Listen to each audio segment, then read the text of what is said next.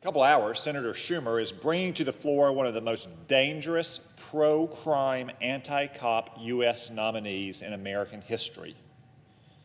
The Senate floor leader wants to ram through President Biden's extreme nominee to be the U.S. Attorney for Massachusetts, the current Suffolk County District Attorney, Rachael Rollins. In doing so, the Democrats are showing that they don't care about crime as a crime wave crashes across the country. They do not support law enforcement, and they have a wanton disregard for the safety and security of Americans. Now, it is true that we rarely have record votes on U.S. attorneys in the Senate. In fact, I think it's been 28 years. It is also true that Rachael Rollins is so radical that she is without precedent as a nominee to be the U.S. attorney. Rachael Rollins is the very epitome of a Soros prosecutor, though it's generous to call her a prosecutor at all. For those of you who don't know, the term Soros prosecutor refers to the wave of so-called progressive political activists backed by wealthy liberal mega-donors like George Soros, who have run for local district attorney and state attorney positions throughout the country with the express purpose of igniting revolution and destroying our criminal justice systems from within. They have left a trail of death, pain, suffering, and misery in their wake. Chicago has already had more than 1,000 murders this year, 1,000 murders with a month to go. Philadelphia has already had more than 500, already an all-time record. Crime is so bad in San Francisco that they closed downtown on Black Friday to avoid gangs of armed robbers smashing into resale stores and stealing everything in sight. They closed it on Black Friday because Chesa Boudin, the radical Soros prosecutor in San Francisco, has helped a crime wave destroy public safety in San Francisco, so much that the liberals in that city have already announced a recall petition against him. And perhaps most notoriously, just last weekend in Waukesha, a career criminal with a rap sheet as long as your arm committed mass murder, one of the deadliest massacres in recent years, while he was out on $1,000 bail. $1,000 for a career criminal who consistently committed violent crimes for 20 years. And the Soros prosecutor in Milwaukee who let him out acknowledged that it may have been inappropriately low, but that is not the unintended consequence of these prosecutors. That is the intended consequence: to destroy our criminal justice system from the inside, to let violent repeat felons out immediately and not keep them on bail, and then to not charge them with the appropriate crimes, and then to reduce their sentences when they're convicted. What do they all have in common? They are all pro-criminal Soros prosecutors, just like Rachael Rollins, the first one to be nominated for U.S. Attorney. Now, she's not simply a Soros prosecutor. She's one of the most preeminent legal arsonists in the country. She's a founding member of an organization of Soros prosecutors called the Truth and Justice and Reconciliation Commission, which claims that the American justice system, and this is a quote, this is a direct quote, has been a cruel and oppressive force of injustice for all marginalized communities. And she also claims that this is again a direct quote, this isn't a bug in the system, a feature. It's operating exactly the way it was designed and built to function. That's her view of our criminal justice system. That is a cruel and oppressive force of injustice for marginalized communities. That's not a bug, that's a feature. That is textbook critical race theory. Rachael Rollins believes that the American criminal justice system is racist and rotten to its core. And the Democrats want to put her in charge of prosecuting criminals in the largest state in New England. Rollins hopes to destroy the criminal justice system from within. That's not hyperbole. She has not been shy about her views, until she was nominated for this office, of course. When asked why she became a prosecutor last year, she answered, again, this is a direct quote. I'm not making it up. You may find it hard to believe. These are her own words. Why she wanted to be a prosecutor, quote, "I chose to jump into this job to dismantle the system from the inside." soon after being sworn in as District Attorney of Suffolk County, Massachusetts, she declared that she was going to battle against the U.S. Attorney on offenses like opioids, marijuana, and immigration. Just think about that.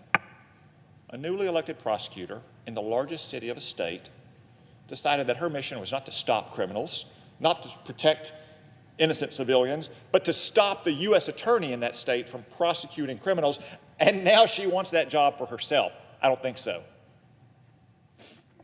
Mrs. Rollins also published a list of 15 crimes that she would refuse to prosecute, except in special cases, sending the clear message to criminals that it was open season to commit these crimes. Among the crimes on Rollins's presumptive do not prosecute list are not just things like jaywalking, but things like drug trafficking with intent to distribute, including fentanyl, malicious destruction of property, criminal threats, breaking and entering, trespassing, resisting arrest, and more. This isn't an exercise of prosecutorial discretion in a case with exceptional circumstances. This is prosecutorial nullification. The legislature of Massachusetts passed criminal laws that prosecutors are elected to enforce, and she refuses to enforce them. What do you think she will do to our federal criminal laws? What do you think she will do to you if you're a homeowner in Suffolk County and someone trespasses on your yard and walks up to your window to see if you are home or not, and if you are not, they'll break and enter because you won't be prosecuted. And if you are home, well, they'll just walk off the lawn and wait until you leave, and you dial 911, and the police won't even answer because they know Rachael Rollins won't prosecute you. And this is the woman that Joe Biden nominated to be a U.S. attorney in this country. I don't think so. Rollins has tarred police officers as murderers, causing the Boston Police Patrolmen's Association to condemn her for, quote, undoubtedly inciting violence against the proud men and women of the Boston Police Department. Her response, naturally, was to accuse the Boston Police of white fragility. That's it, not a summary, that's an exact quote. She accused the Boston Police of white fragility. There's a word for what Mrs. Rollins trafficked in, and that word is racism, presuming that every officer in the Boston Police Department is guilty of white fragility, presumably the black and the Hispanic and the Asian ones too. The truth is that Rollins has nothing but contempt for the rule of law. If she is confirmed, the citizens of Massachusetts and New Hampshire and all of New England will suffer the dangerous consequences. We've already seen these consequences in her own county. In 2020, the first full year in which her policies have been enforced, Boston's violent crime rate surged, and the number of murderers skyrocketed by 38%. When Rollins took office, Suffolk County had the 5th highest opioid overdose death numbers in Massachusetts, with 39% fewer deaths than the leading county. By the end of 2020, not surprisingly, Suffolk County's opioid overdose deaths had increased by 32%. And Suffolk County had become the 2nd deadliest county for opioid overdoses. If Rollins' abysmal record is brought to Massachusetts as a whole, it also poses significant threat to the health and safety of the people of New England, especially New Hampshire, a threat that extends beyond the 100,000 Granite Staters who work in Massachusetts. Rollins' insane drug policies would worsen the drug epidemic, which is already ravaging New Hampshire. The opioid crisis, which is fueled by narcotics smuggled from Massachusetts, is responsible for over 80% of drug overdose deaths in New Hampshire. Cartels and traffickers use Boston and its ports as a staging ground to smuggle vast quantities of heroin and other drugs into New Hampshire. Rollins' failure to vigorously enforce federal drug laws in Massachusetts will severely harm families and communities, not just in her own state, but in New Hampshire and across New England. Rollins' appalling statements, actions, and records caused Republicans on the Senate Judiciary Committee to unanimously oppose her nomination. That is a nearly unprecedented action for a U.S. Attorney nomination. It's not one that we took lightly. By contrast, for example, Republicans have allowed President Biden's other 15 U.S. Attorney nominees across the country to go through committee with a simple voice vote. It goes to show that Mrs. Rollins is uniquely unfit for the role of U.S. Attorney and deserves no deference from the Senate and no confirmation. If the Democrats vote to confirm Rachael Rollins, they will be responsible for every action she takes. It's not a secret. It's right here in her record.